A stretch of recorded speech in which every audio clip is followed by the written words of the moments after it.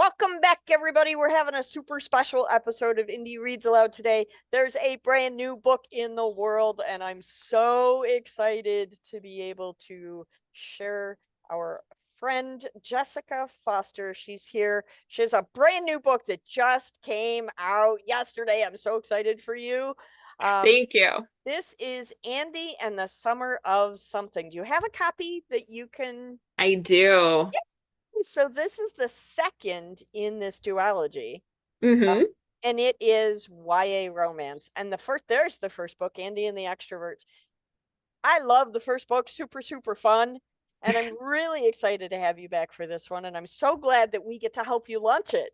Thank you so much for agreeing to do this. I'm so excited. It's super fun for me. I love being like one of the first people to get in on stuff like this because it's so exciting. It's like having a party. You know, Yeah. I wish I had balloons because I think we need balloons at launch party. Oh, So give us a little backstory about, first of all, we've had you on the program before when you read from the first book, but just remind our listeners, why did you choose YA and why YA romance? There are a million subgenres of YA, just like there are with adult novels. So why writing for teenagers, and then what made you decide on romance? so I think when I was younger, there was young adult um stuff sort of coming out, and there were some pretty good established authors. But it was kind of like what was available to me in rural Michigan may not have been exactly like what I had been sort of searching for to read. Hmm. And so I guess I'm kind of always trying to write the book that I was looking for when I was younger. I like So that. that's sort of like my young adult. And now I'm sure that if I were, growing up even in rural Michigan now, that there would have been, anything that I want. Because I feel like a lot of the genres that I was looking at or trying to find then have just exploded since then. But I'm just excited to be one voice in with all of the other ones now, I guess. And why romance? I read romance all the time. And I like positive vibes, and I like happiness, and I like summer. And so that's what this series is all about. Yeah, Happiness, positive vibes, summer, romance. I love it. It's perfect. Just curl up on your beach blanket and have a good time. Yeah. I like it. I like it. What is the hardest part about writing a duology? So most people think in 3x when they're writing a series, and they say, okay, 3x, beginning, middle, and end, that's easy. We can, as writers, we can figure that out pretty easily. I primarily write standalones, although I am working on a series and finding that interesting challenge. But I can't imagine stopping after 2 because my brain works in 3x. How did you do that, or does your brain just normally work in beginning and end? So I don't know if I'm actually the best person for that question because Andy and the Extroverts was supposed to be standalone. Oh, So, okay. so I wrote the book. My publisher loved the book. We edited it. We had a great time. We had a blast. We sold it, and the response that we got on it was just insane. Everybody really was looking for this particular type of book that we had been selling it to, and everybody was very happy with this book. But a lot of the people who read it, and a lot of especially the teenagers who read it, were like, it's not over though. And I'm like, wait, no, that's actually how that's supposed to end. It's supposed to end a little bit open-ended, like, Sure. because that's what summer camp is, right? Right, Like, right. that's the realistic part of the realistic fiction. Sure. And the response was like, we want you to write another one. So great. I love that you had to write a second book due to demand. Yeah, and so it was just this really like kind of wonderful feeling that people wanted more of these characters, and they wanted something that sort of sewed it up a little bit more. And I think that this one still ends a little bit open-ended, but the resolution that a lot of people were looking for in the first book exists now in the second book. And so, So you don't yeah. think you'll be pressured to write a third? If everybody wants more of the characters, I did write, I think, 2 or 3 chapters that are about Susie and Tyler, who were the counselors in Camp One. That's like a prequel of sorts, but it's already Okay. on my website. So if you go to jessicakfoster.com, you can just click on it and read those if you want more. But Nice. I think after Andy and the Summer of Something comes out, we are done with this duology, and I'm moving on to the next book that I've been contracted for, which is a mystery romance that takes place in a prep school in California. And I'm very excited about that one because it's That very, is exciting. yeah, it's very Scooby-Doo meets Gossip Girl. I just love that description. It's so much fun. You have to promise to come back on the program and read from that when that one comes out. Yeah, it's a fun one too because that one is also enemies to lovers. And it is there's a lot of really great snark between the two main characters. So Very fun. Very fun. yeah. Um, what's what's the most unusual location that you have in Andy in the Summer of Something? What's the most unusual setting that you were able to come up with? A lot of Um, people don't ask authors about setting. We just assume it's in, normal well, the whole places. thing So, takes place in a summer camp. And okay. actually, the chapter that I'll read for you today probably is the oddest setting, because it takes place underneath a dock. Um, Oh, fun. so, so like, or at least a piece of it does. And so I guess that's kind of an odd, like, they're That's having a a full little unusual. conversation with like water up to here, like underneath a dock. That So, is that is a little unusual. Very cool. yep. All right, I am excited to hear you read. When you are ready, please take the microphone and read aloud. All right. So this comes from actually chapter 11. All of my chapters are very short, for those of you who have um like attention spans that are shorter. All of my chapters are short. For So this those is of us who grew up in the Sesame Street world. right. And for those of you who are like just scrolling that TikTok all the time every 20 seconds, they wrote Yeah. this is for you. Yeah. Um, Perfect. but chapter 11 is called Capture the Flag. Dana wasted no time pitting cottage against cottage. Before we could even start to strategize, she'd passed out flags in different colors and told us we were going to do a version of Capture the Flag. Only the campers could compete to find each other's flag. They'd steal it if they could and bring it back to the center of camp. Each camper also had a smaller flag tucked into their waistband. If another team grabbed it, they were out. Pretty simple. A counselor could only play if one of the campers got hurt and needed to tag us in. Are they anticipating a bunch of injuries? I muttered under my breath as we circled up in the central courtyard. Of course, Lucas heard me. Plan for the best, prepare for the worst. Sounds like a Dana motto, I said, lamenting the fact that my team's flags were, in fact, a tannish brown nightmare. They looked like baby poop. He nudged me, and I stumbled. Stop trying to cozy up to me, Luke, I said as I shoved him back. We're still going to kick your ass.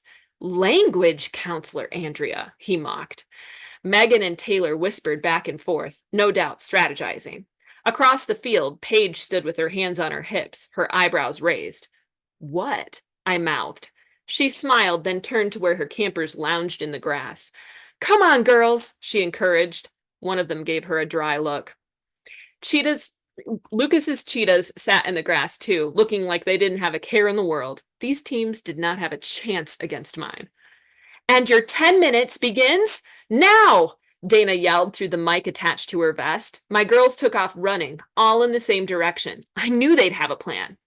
I saluted Lucas and sprinted after them as he sat in the grass with his guys. His laughter trailed behind me as my feet ate up the distance of the nearest hill. I pretended that sound didn't tug something deep within me, something that made me want to laugh too. When I caught up to the girls, Summer had her shorts half off on the beach. Whoa, I said, bracing my hands on my knees. What are you doing? I have a bra and underwear on. We know the best place to put the flag. It's under the dock, she squealed. The beavers hushed her. Sorry, she said in a whisper yell. Under the dock, she repeated. Isn't it brilliant? Is that allowed? Sarah asked me. Heck if I knew. I hadn't paid much attention to the directions. I should probably do that more now that I was a counselor, but Lucas was always being so Lucas. Sounds good to me, I said instead, but maybe keep a corner of it showing so people don't complain as much when we win.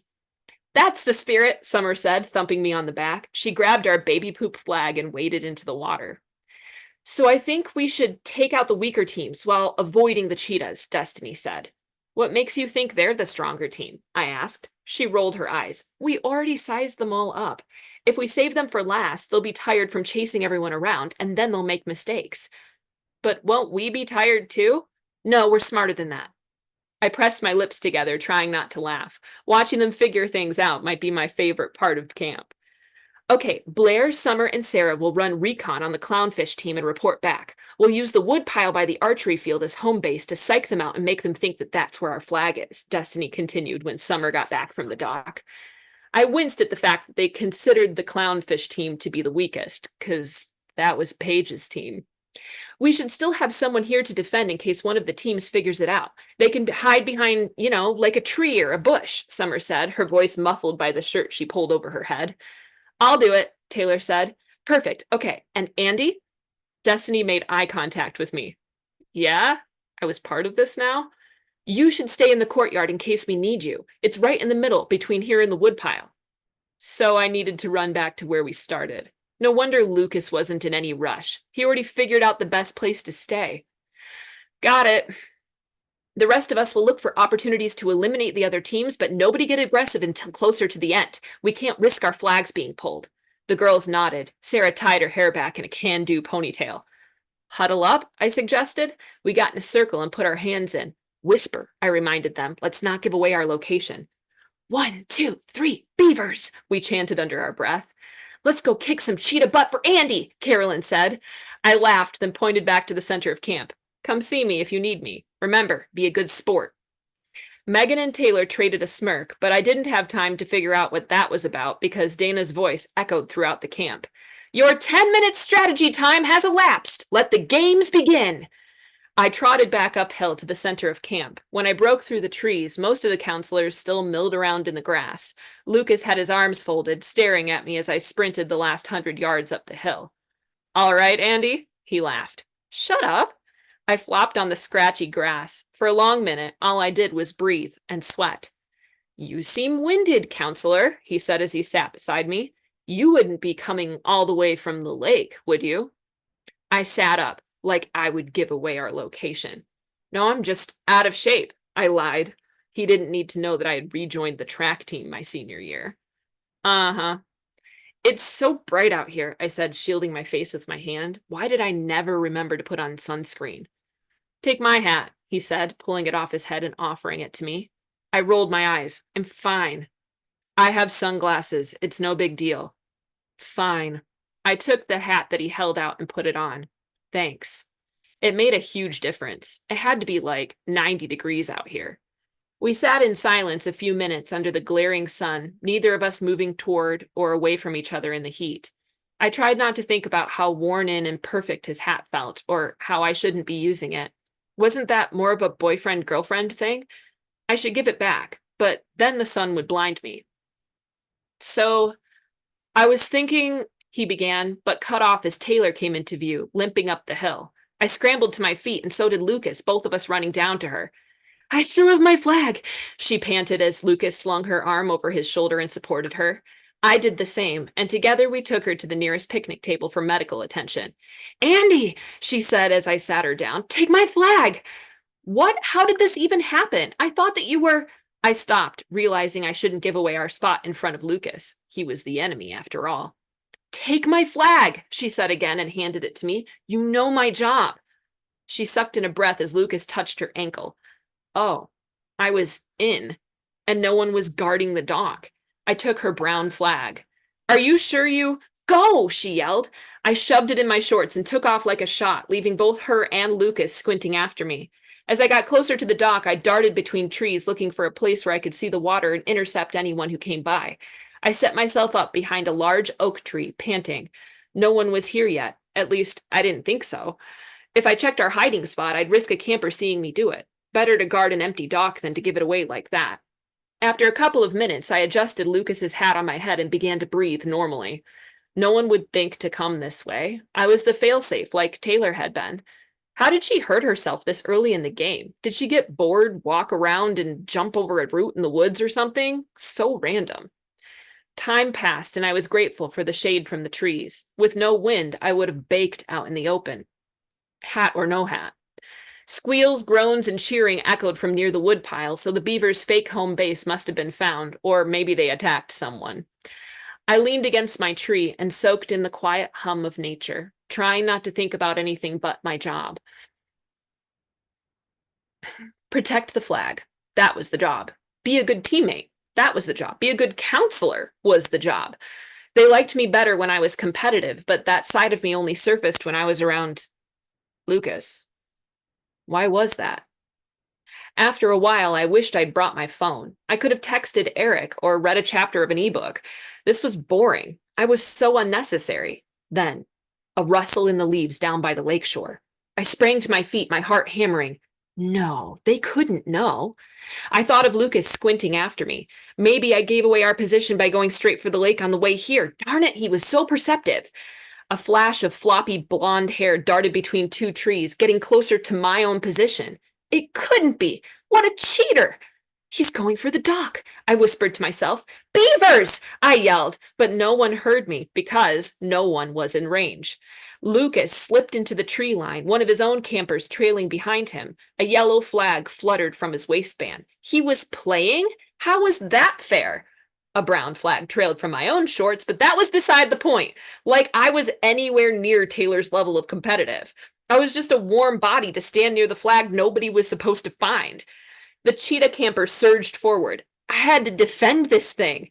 Hey! Megan sprinted from the archery field and tackled him to the ground. Dude, he yelled, grab the flag, not the guy.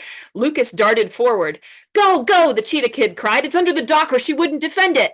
Lucas sprinted. Crap, now I had to do something. He couldn't see me from my position on the opposite tree line, so I had that going for me. If he got close enough, I could grab his flag before he made it to the dock. His long legs ate up the distance between us until he veered toward the lake instead of the dock. And in one fluid movement, he jettisoned himself over the rocks that lined the shore and straight into the water with a perfect dive. I sprinted forward. No, no, no, he couldn't get there before me. Destiny would kill me. The whole cottage would. But how could I have predicted that he would power swim to the flag fully clothed like a human jet ski? My feet flew down the waterlogged boards of the extra wide wooden dock, but he outpaced me. No wonder he got a scholarship. If it was just us, I'd let him win because I don't care about stupid competitions, but I couldn't let the girls down. This was my chance to prove to them that I had their backs. Then maybe I'd deserve all the precarious faith they had in me. I didn't even think. I jumped off the darn dock and into the water with a big splash. I knew the flag's location, and he still had to search. He could have it over my dead body. Water lapped at my neck as I stood under the slimy dock between him and his goal. Lucas saw me and headed over, his big arm slicing toward me in sure strokes. All he had to do was dunk me, and I was done. Wait, that was it. He ducked under the dock and stopped a few feet away from where I stood.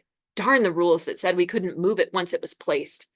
He whipped his wet hair back over his forehead next to one of the support beams. A dangerous smile broke over his face. Andy. I raised an eyebrow. Lucas.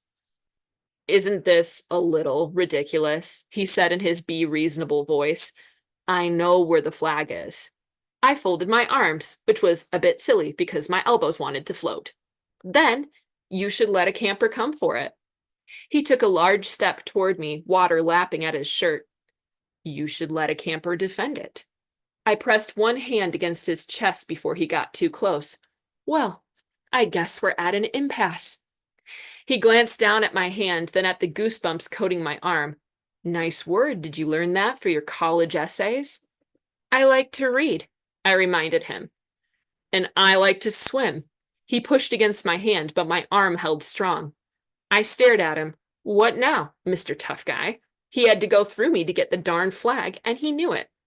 He sighed. Come on, Andy. Don't be difficult. I don't want to freak you out by dunking you. Oh, how thoughtful, I said sarcastically. Then don't. He sighed again. Fine. Beavers! I yelled as loud as I could. Help me! Lucas winced at my volume. They're probably all out at this point. I sent a group after your so-secret hideout. I narrowed my eyes. It was a good spot. You're predictable. You think so? I hadn't even come up with the plan, and my beavers weren't predictable, and it was a good plan. His hands surrounded the one I used to hold him at bay. You're kind of hot when you're competitive. You're trying to change the subject, and I'm not moving. His hands were big enough and warm enough and rough enough. It was annoying when at this point my entire body shook with the cold of the water under the shaded dock. He inched closer to me until his chest and mine had the thinnest barrier of water between us. You're wearing a white shirt. I didn't look down, but my face flooded with heat that I hoped that he couldn't see in the shade of the dock.